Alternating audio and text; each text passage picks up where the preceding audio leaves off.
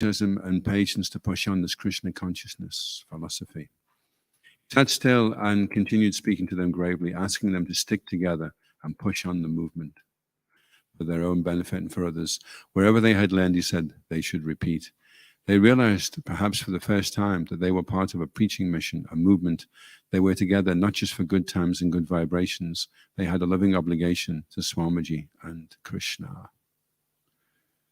It's interesting, if you ever do the forgiveness course by Mahatma Prabhu, he talks about tolerance is a Sanskrit word which can also mean forgiving, being forgiving. So in order to be able to tolerate someone, you have to forgive them.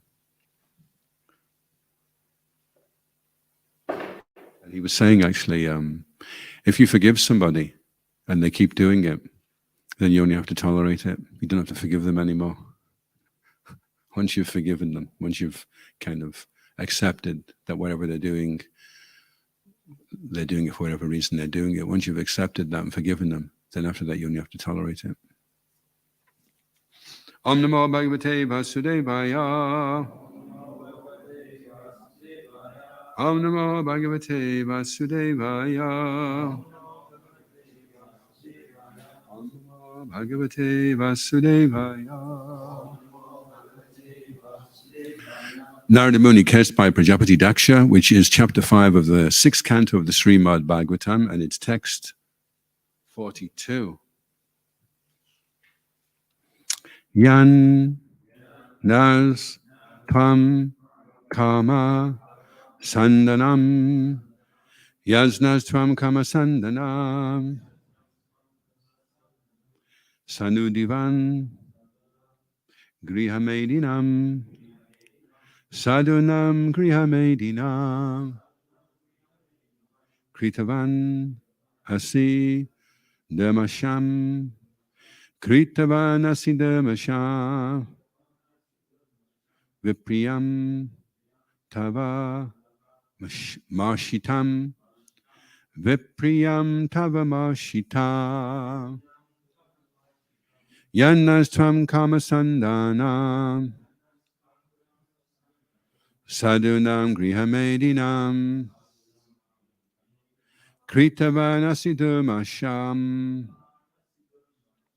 vipriyam tava marshitam yanas tvam kama sandanam sadhunam grihamedinam kritavan asi dhamasham vipriyam tava marshitam yanas tvam kama sandanam sadhunam grihamedinam kritavan asi dhamasham vipriyam tava marshitam yanas tvam kama sadhunam grihamedinam kritavan asi dhamasham vipriyam tava marshitam.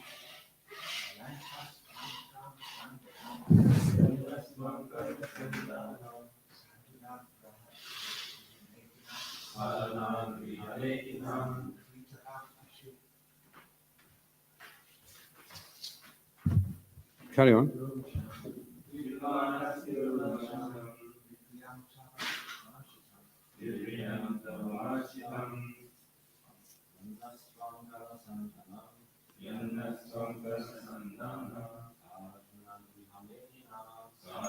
Grihamedinam kritavam asi dhamasham vipriyam tava marshitam yat, which naha unto us, tvam you, kama sandanam. We strictly follow the fruitive ritualistic ceremonies according to Vedic injunctions.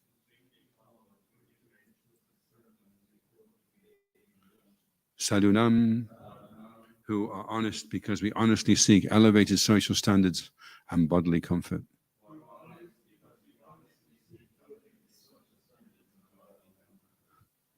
You wouldn't know that from sadhunam. That has to be because there's some comments from previous acharyas. Griha Medinam, although situated with a wife and children. Kritavan Asi, have created. Dharmasham, unbearable. Viprayam, wrong. Tava, your. Marshitam, forgiven.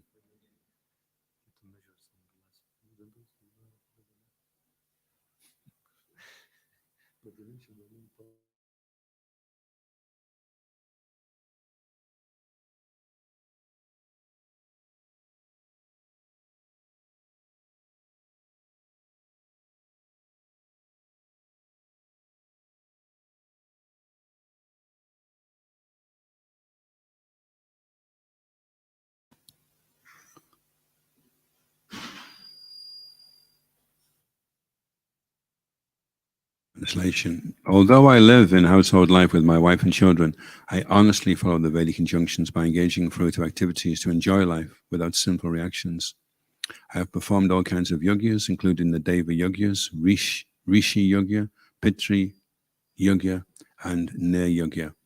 Because these yogyas are called vratas, vows, I am known as Griha Vrata.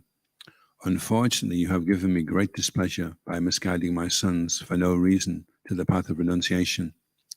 This can be tolerated once. So, okay, so responsibly, please.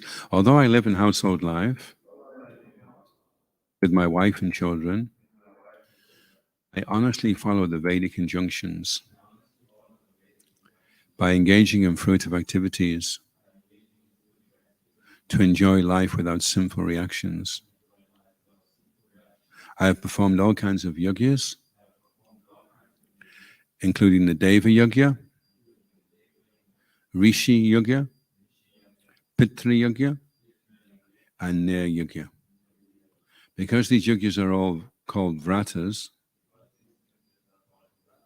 or vows, I am known as Griha Vrata. Unfortunately, you have given me great displeasure by misguiding my sons for no reason to the path of renunciation. This can be tolerated once. Prabhupada Srila Prabhupada Ki Jai. Prajapati Daksha wanted to prove that he had been most tolerant in not having said anything when Narada Muni, for no reason, induced his 10,000 innocent sons to adopt the path of renunciation. Sometimes householders are accused of being grihamedis, for grihamedis are satisfied with family life without spiritual advancement. Grihastas, however, are different because although grihastas live in householder life with their wives and children, they are eager for spiritual advancement.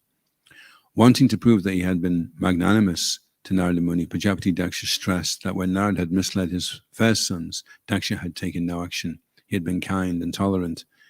He was aggrieved, however, because Narada Muni had misled his sons for a second time. Therefore, he wanted to prove that Narada Muni, although dressed like a sadhu, was not actually a sadhu. He himself, although a householder, was a greater sadhu than Narada Muni.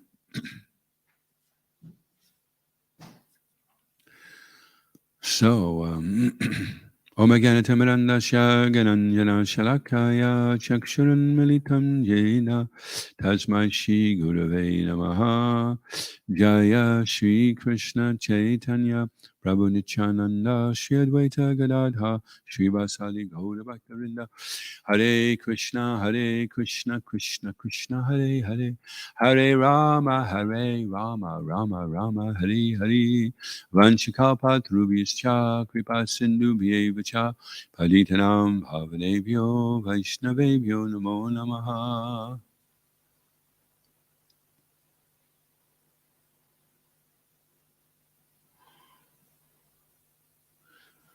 I think I know what it is actually. Do you want to just nip out quickly, Pip, and just tell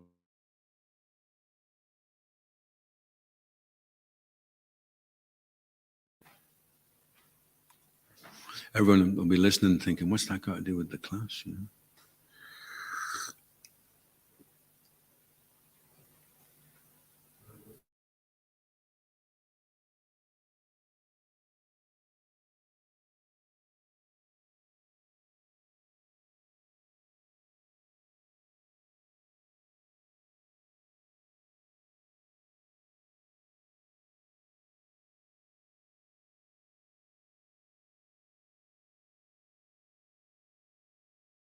They'll probably go on the bill, right? So Prajapati Daksha is not happy with Narada Muni. And the question came up, I think it was Pip asked the question the other day, how do you appreciate whether someone is spiritually advanced? So there's Prajapati Daksha, you know, he's no small timer.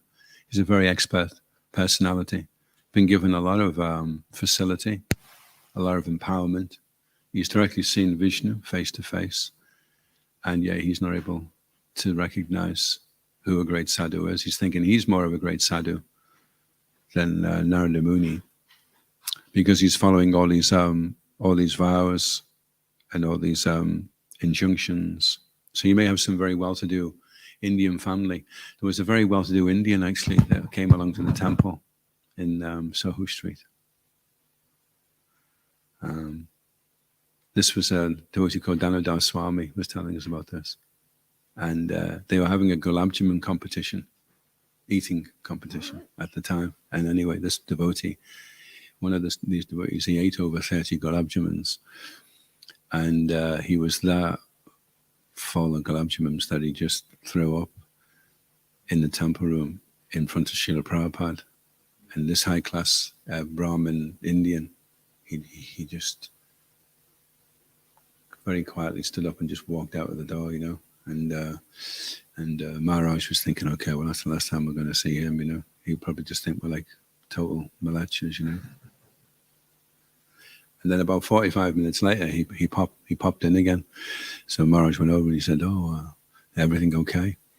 He said, yeah, he said, I just had an amazing realization. He said, to practice Krishna consciousness, there is no qualification needed.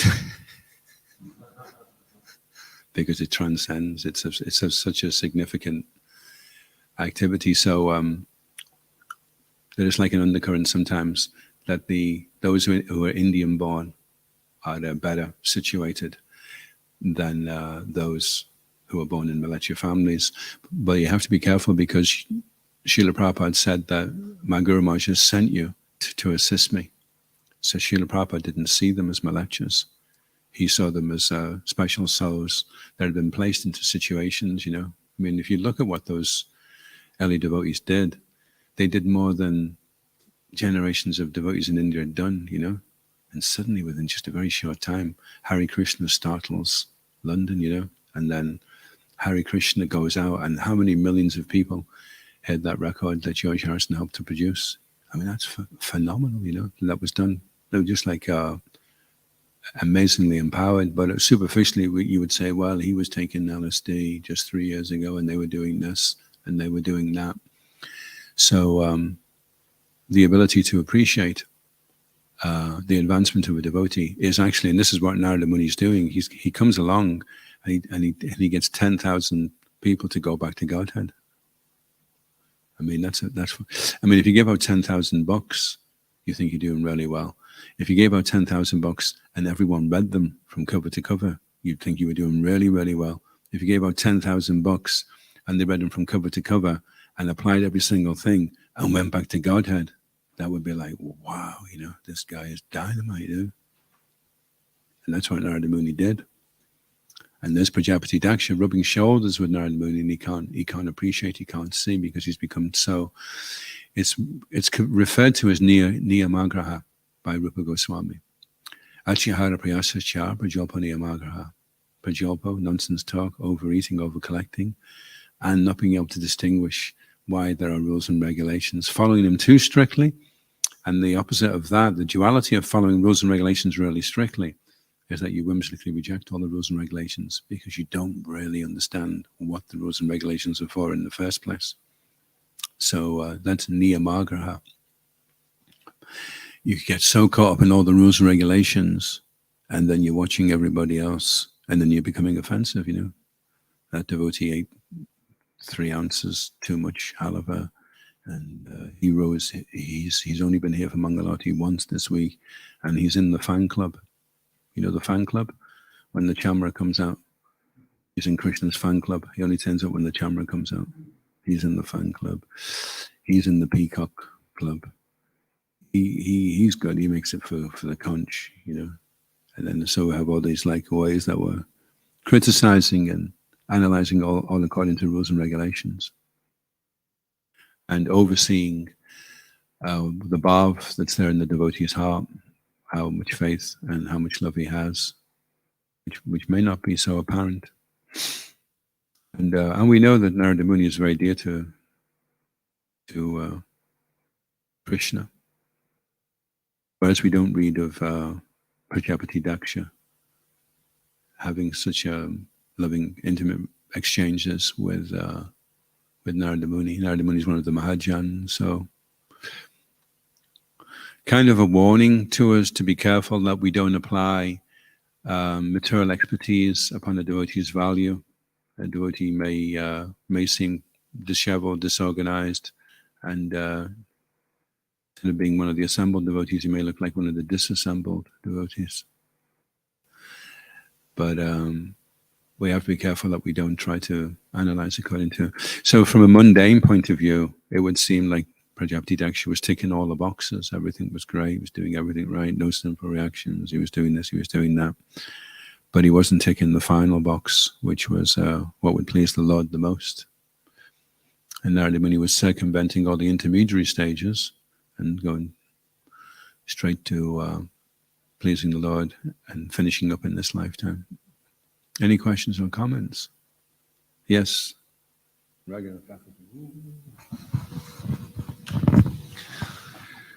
Yeah, it seems that kind of one of the lessons, because it's many of them, is that he was in elevated position and material expertise was there. He was populating the universe, and we read in purports, that different aspects of that expertise. But what comes with that as well, some sort of status and desire for respect and etc. So his elevated personality, he came into that space because of whatever he did in the past, and he was purified, to a certain degree. Yeah. But this one of the last ones actually to go is Keshi, demon represented by Keshi, this false prestige, I'm a great devotee, and a status and etc. And we base life on that, and you can come and go, for all of us. If you can base your life on that, it's kind of start looking for it, and when people don't give it, that is very, very frustrating and painful, and make you feel angry when you don't get that respect position. And that's one of the things that happened in his past life. When Shiva, he established himself in his mind being somebody great, and Shiva didn't offer respect. And there is a similar thing, Narada Muni didn't consult with him to let his sons go. So this is something to kind of watch for in devotee's life. So previous life was when he got the goat's head, and then he died and came back in another body. This is the second time when he's getting exactly the same problem. Seem to be keep repeating itself until you kind of resolve it. Yeah. Which is interesting, isn't it? That you can do all the rules and regulations, but it doesn't mean it's going to change your heart. And we all want to change, right? We'd all like to become better versions of ourselves than we are right now, more compassionate, more kind, more absorbed in the holy name and devotional service. But the rules and regulations alone are not going to guarantee that the change of heart, the transformation of the heart that we want to see happen. The heart is considered hard if you can chant. It says actually that if you chant in ecstasy, so you could go ecstatic, you could be in some amazing kirtan, or you could be chanting and tears come to your eyes and you're really overwhelmed. There's a lot of emotion, and then after it, you just go straight back to the normal mode of operandus, and there you go. You're so, and it says that a heart that is like that is considered encased in iron. So if something's encased in iron, then you have to use those Bunsen burners. Some like really intense heat has to be applied to specific parts, So with ourselves as well, we'd like a transformation of the heart to take place, but it's not going to happen unless there's some intensity. There's a really nice, we were going through Japasanga, that book by Kadambakana Maharaj. He says, when you put your bead bag on, be ready for a fight.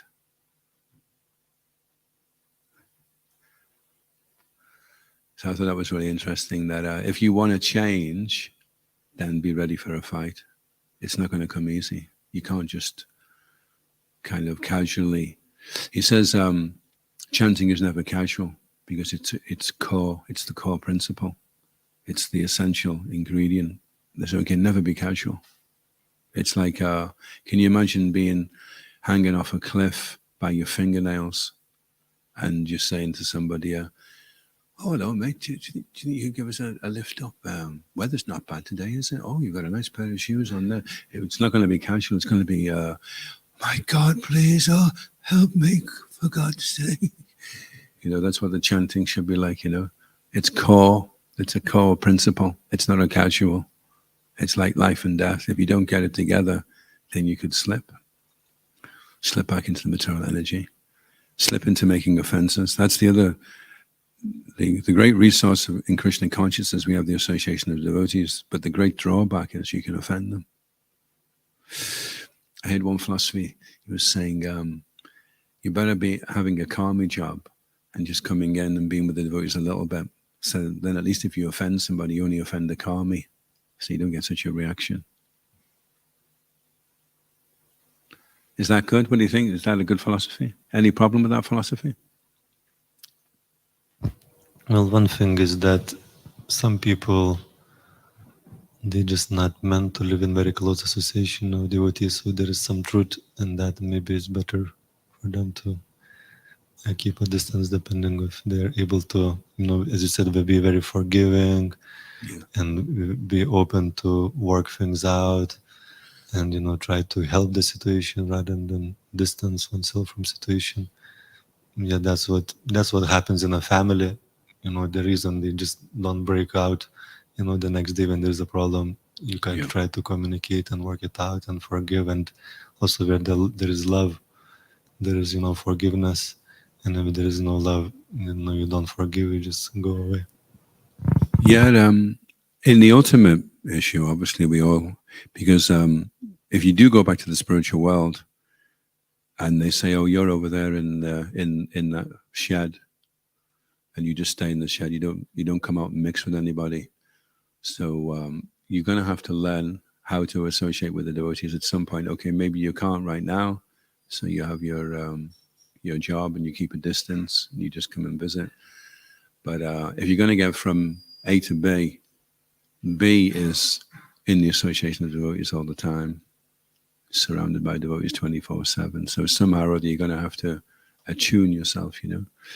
First of all, you go to a planet where Krishna is performing his pastimes. So that means you go to a planet to get trained up by Prema Bhaktis, ones who are already Nitya Siddha, and then they train you to also be like that. So somewhere along the way, you have to learn the art of association. And whether it's Kanishta, Majjhima, or Uttama Adhikari you're associating with, still it's always respect. There's always respect, either in the mind or with the body or with the heart, depending on the level that the devotee is at. If he's devoid of the propensity to criticize others. Any other questions or comments?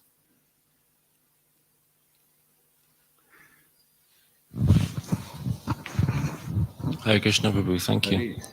You were saying about, you were making some comments on people who were too strict on the rules and regulations. Yeah. I wonder if you could talk about how to strike a nice balance when it comes to the rules and regulations without becoming too slack or too strict. Yeah. Yeah, well, rules and regulations we're following, and we're aware of what the principle behind the rules and the regulations. It's like the operation was a success, but the patient died. So the whole point of the principles is to keep the patient alive which in this case is your enthusiasm to practice Krishna consciousness. So that's the thing, that we're following the rules and regulations. And Srila Prabhupada says if we follow them very strictly, then we'll be very enthusiastic following the regular principles. So he does emphasize that if you're going to make an error in following rules and regulations, then make the error of being too strict, as opposed to the error of being too loose, too casual. Another thing about rules and regulations is that we're applying them to ourselves, but we're not applying them to anybody else, or not as much.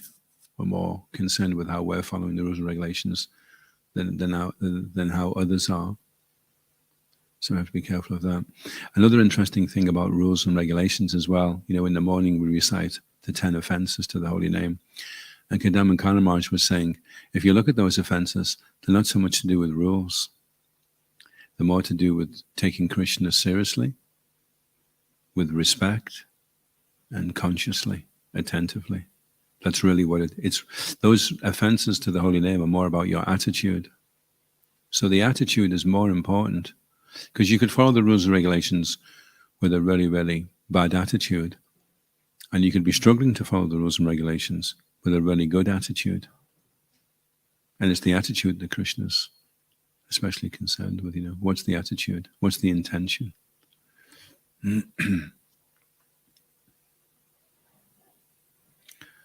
The bhav, what's going on in the heart?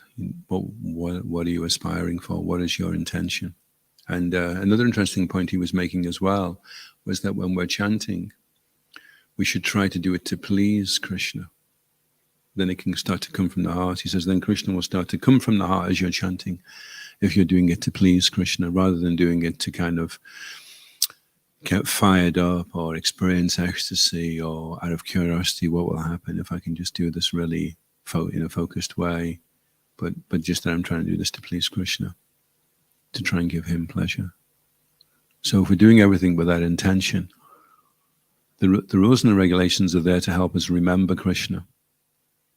And if the rules and regulations are making us forget Krishna, then it's defeated the object of following the rules and regulations in the first place. Always remember Krishna and never forget Krishna. That's the seed rule and regulation which predominates over every other rule and regulation that we follow. And we're trying to shift as well. There is actually only two modes of material nature. There's only passion and ignorance. The mode of goodness is spiritual. But when it's tinged with passion and goodness, then it's called the mode of goodness. But if you have the mode of goodness completely free of good passion and completely free of ignorance, that's for Suddha Sattva. That's the mode of consciousness that they're in the spiritual world. So the rules and the regulations are to help situate us more into the mode of Sattva. So the area that you're living in should be clean and tidy. There should be no bad aroma coming from it, bad odor. If you go into a person's living quarters and it's messy, untidy, and there's some kind of bad aroma there, then we can safely say that the mode of goodness is not here just yet. They may be aspiring for it. So we're trying to follow the rules and regulations so that we look tidy, where our clothes are clean, we're presentable, our teeth are clean, our faces are bright and clear. That's the initial standards we're following. And then we have good relationships, loving relationships. We're full of appreciation for each other. That's us coming into the mode of goodness, feeling a lot of appreciation. Person in the mode of goodness is able to appreciate things. When he's eating or everything he's doing, he's coming in contact with, he's appreciating it more. And mode of passion is always moaning about something. Always wants better than what he's got. Always trying to be the center of attention, trying to show off the loudest. And then mode of ignorance is expert at insulting others, actually, is the mode of ignorance. Absorbed in it's Sri Rama's refers to it as the quagmire of superfluous desires. being caught up with criticizing devotees all the time. You generally find that devotees that don't have a lot to do or don't do very much, they have a lot of time to wallow around in the quagmire of Vaishnava Aparad, which is the breeding ground for superfluous desires. So we don't want to do that. We want to stay busy, engaged, clean, tidy, congenial, positive, upbeat, stay in the mode of goodness. So follow the rules and regulations and do and for that reason, you know.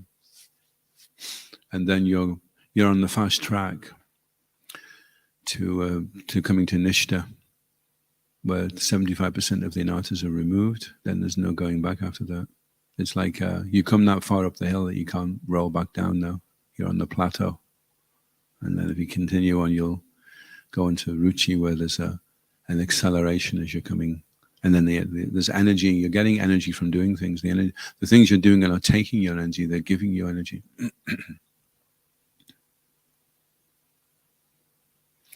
So we're coming along a territory which has already been charted. And as ISKCON matures, the devotees have been practicing for generation and generation and generation, then we'll have much more facility for education. There'll be so many more books written by so many devotees, which will be, especially for the Majjhima Adhikaris, those wanting to come out of being Kanishtas into performing steady, good level of devotional service, becoming absorbed in their devotional service. That's Majjhima Adhikari.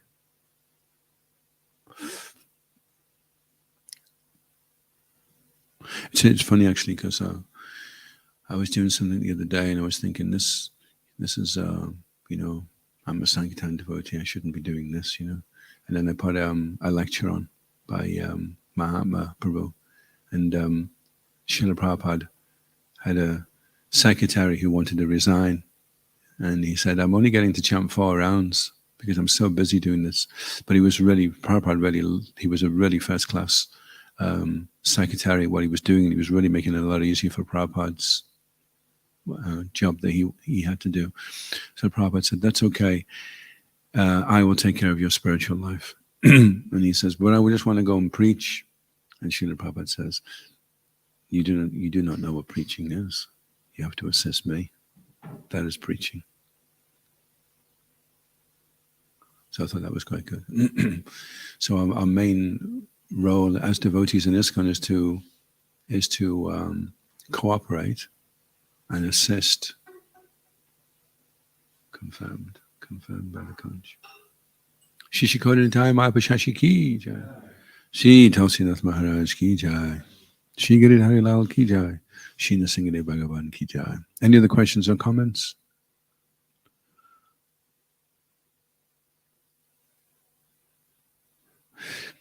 So he was wanting to prove that he had been magnanimous to Narada Muni by turning a blind eye the first time. And he'd misled his sons. And now he'd misled his sons for a second time. It's interesting because he says dress like a sadhu, but the word sadhu means one who cuts. That's what a sadhu does. It's the first job of the spiritual master as well, to chastise.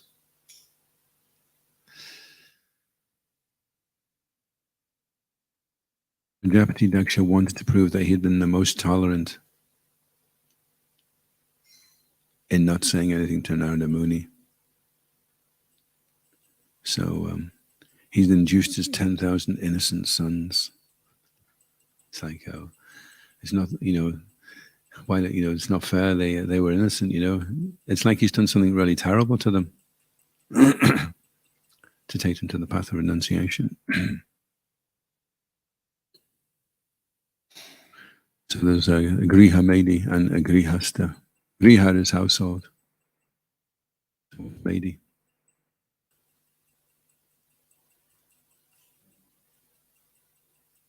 So Grihasta is an ashram where you're making spiritual advancement. And Griha Medi is a family life where you're going back into the material energy, back into material entanglement. So that's quite a heavy statement. that Prajapati Daksha, although putting himself forward as an ideal grihasta, is actually behaving like a grihamedi.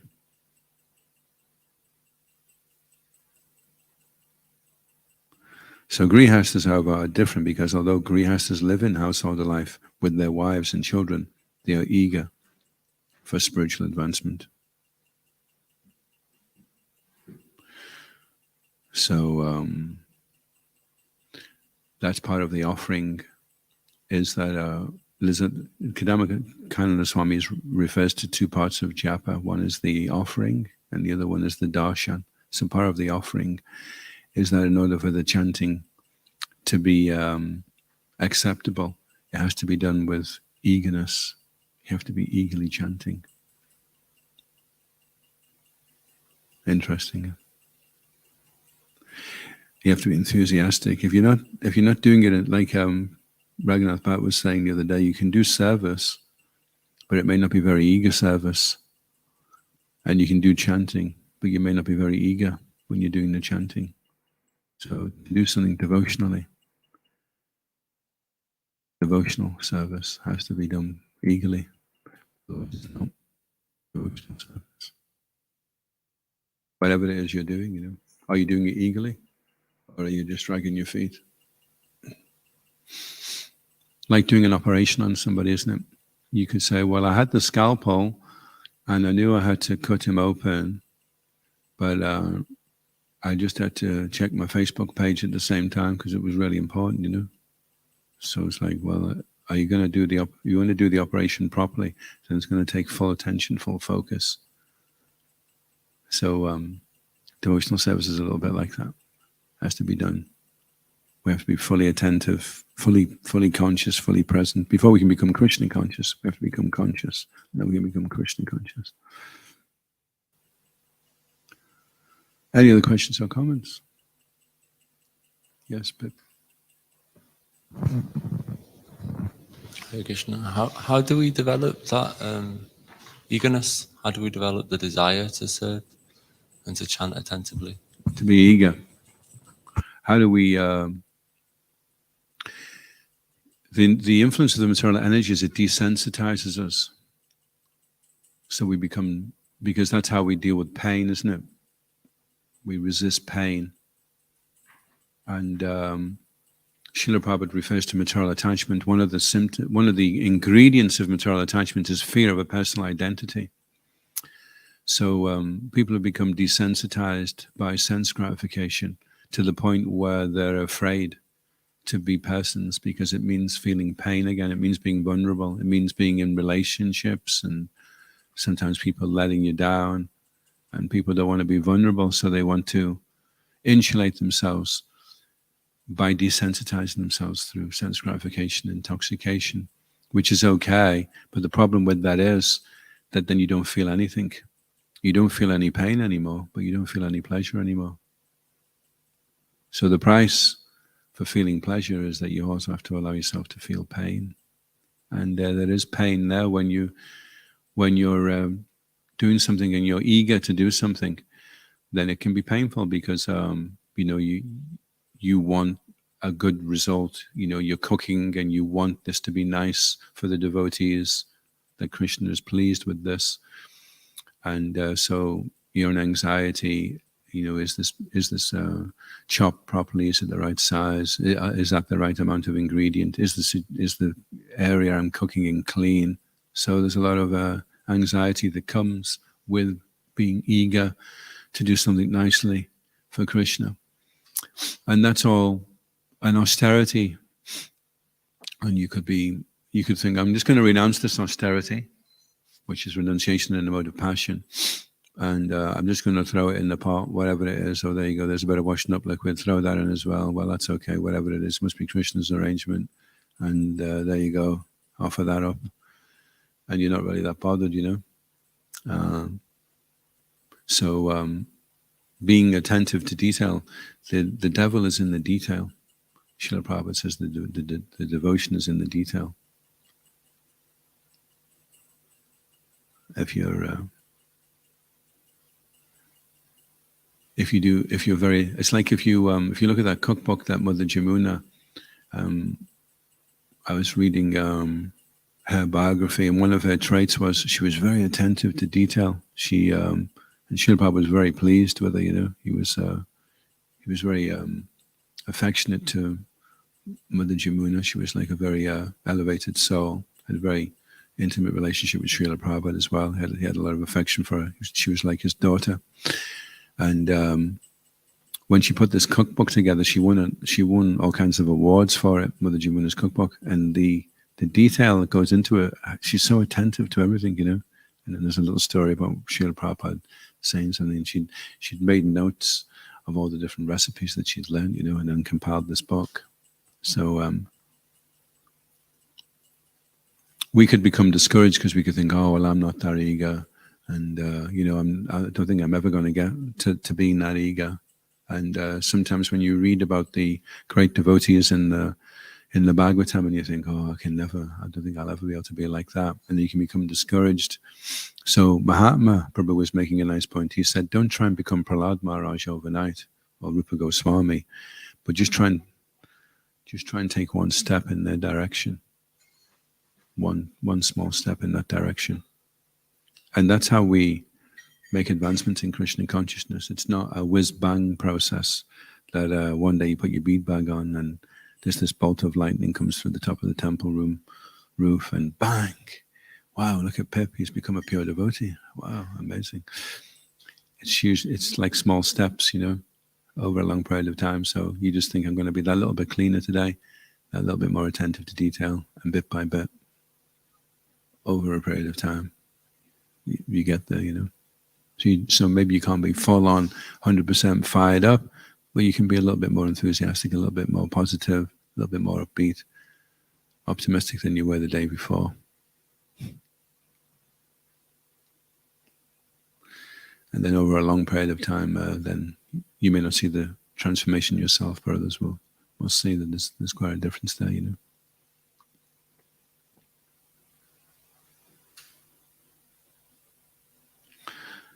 We can't be eager to be eager.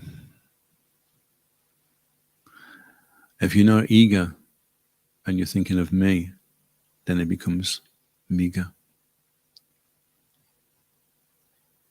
Do you want to be eager or meager?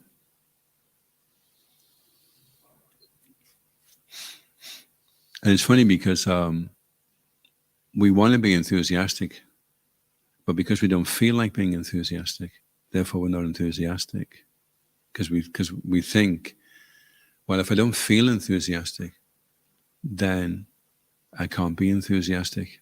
But essentially, the soul is enthusiastic.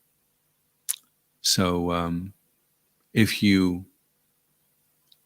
Shiva Ramaj was talking about this recently because I was asking, well, if you have to be enthusiastic and in the beginning you're not, does that mean you have to fake it until you make it?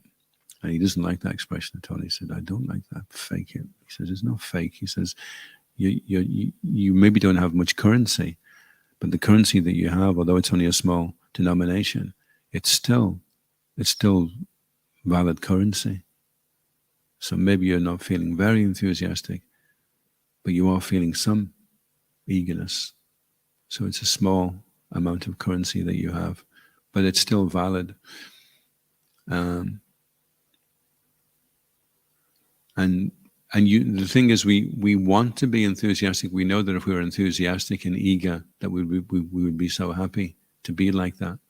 But Mahaprabhu was saying, if you just hang around until you feel like being enthusiastic, then you could be hanging around for quite a while. Oh no, can't get into Prabhu. Maybe tomorrow if I'm feeling enthusiastic. Well, maybe tomorrow if I'm feeling enthusiastic. Maybe tomorrow if I'm feeling... So, maybe it'll have to be next lifetime until you feel enthusiastic. Or you can just decide, I'm going to get into this. And then you become enthusiastic. And that's real. It's not false. It takes a certain amount of intelligence, determination, faith, and knowledge to push into that. That has to be there also. That's why we study the books and we chant and follow the morning program to give us the determination and the intelligence to do this, to know that I should do this. You could be lying in your sleeping bag and you say, Prabhu, it's time to get up now and have a shower. I don't really feel like. And then you're like that for months and you're getting really smelly, you know. I'm only going to do it when I feel like it. But when you have a cold bath, just before you have the cold bath, you don't feel like it. And straight after the cold bath, you're so pleased you did it, you know. So you learn, for a period of time, we, in some of the temples, the situation was you had to have a cold bath. So you just got used to it in the morning. You know, the first thing in your mind would be like, oh my God, cold bath. Oh, no. And as soon as you had the cold bath, it was like, you know, so you just learned to kind of force yourself to do it. And then, you know, afterwards you'd feel good. You know? Yes, Raghunath Prabhu. Yeah, thank you. This enthusiasm in the mode of goodness, they seem to be, you know, a certain degree of uncomfort and pain that you have to go through. You know, it's like a poison stage. When you, as you mentioned about this taking a bath and etc., when you just wake up, it's quite austere. But then at the end is like nectar.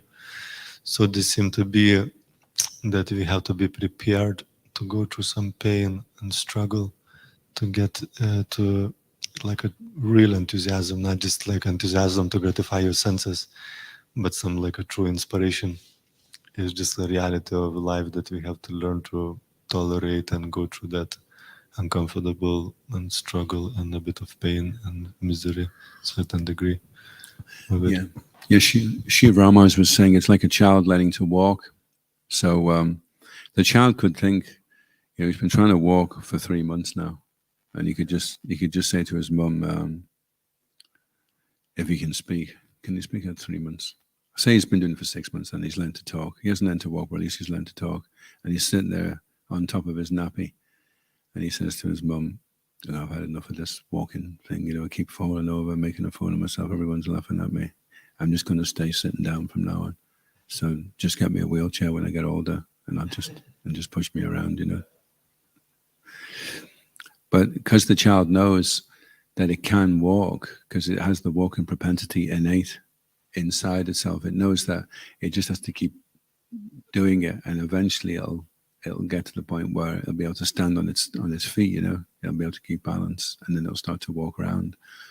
So it's like that with us in devotional service. We're trying to become steady, and because innately inside we know how to perform pure devotional service, because that's our real identity inside. That's what the soul, that's how we're made, that's what we're meant for, that's what we're supposed to be doing.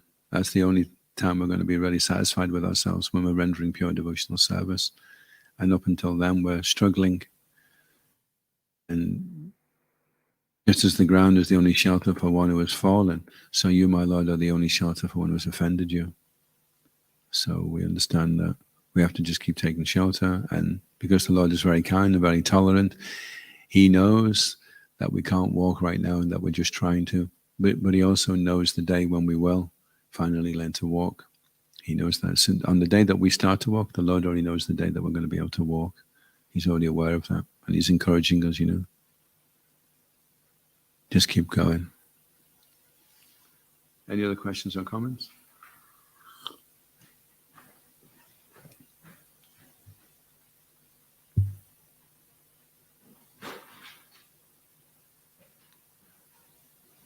And also association is good as well. That if you see somebody that's really into doing whatever they're doing, then it's good to go over and ask them, you know, what is it that makes you so enthusiastic to do this, you know? And then if he shares that with you, then you could also have that same enthusiasm, that same eagerness, you know. So association of devotees is good, because you can learn from those devotees who are more eager. And you can also learn from those devotees who are less eager as well, because you could think, well, he's not very keen at all, is he? And he doesn't look very happy either. So let's make sure I don't fall into that way of conducting myself, because he doesn't seem to be working too well for him. So I'm going to give that attitude a wide berth. So you learn from those that are more eager, and you also learn from those who are less eager.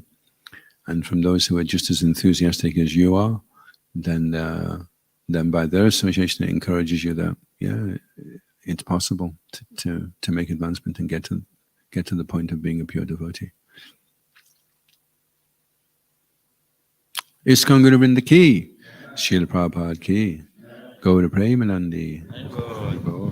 His Grace Adhoksaja Krishna Prabhu ki Jai. All of you ki jai.